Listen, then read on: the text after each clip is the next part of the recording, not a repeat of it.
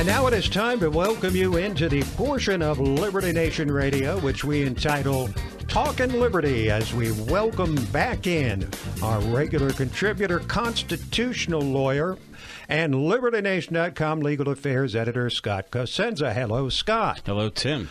Plastic straws. The ban on plastic straws. Let's revisit that. We talked about it a bit last week.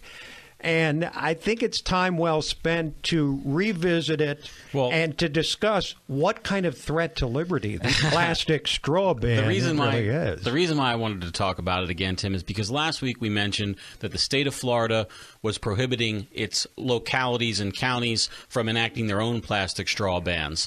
And I mentioned how the statistics on that were just kind of made up. And I didn't have that part of the story in front of me to talk about, and I wanted to bring it to the table and talk about it with the data in front of me, because I think it's so wildly demonstrative of these laws that kind of restrict liberty for no good reason, okay? So what happened was there was a public information campaign started by a 9-year-old, Milo Kress is his name, and he decided to try to find out how many plastic straws were in use after he went to a restaurant and saw somebody take a plastic straw that had been served with a soft drink out of their drink and just lay it on the table and never use it.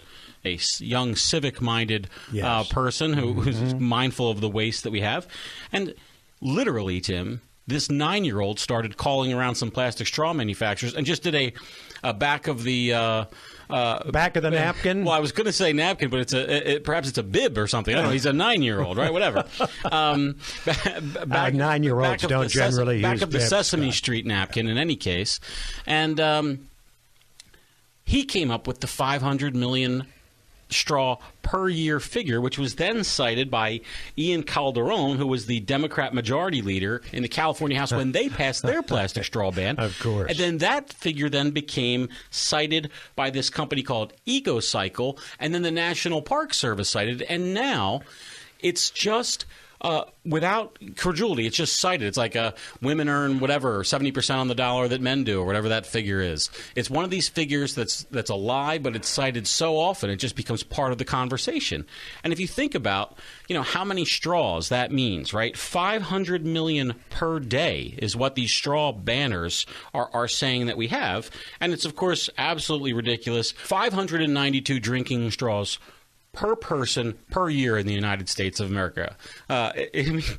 Who is drinking that many straws?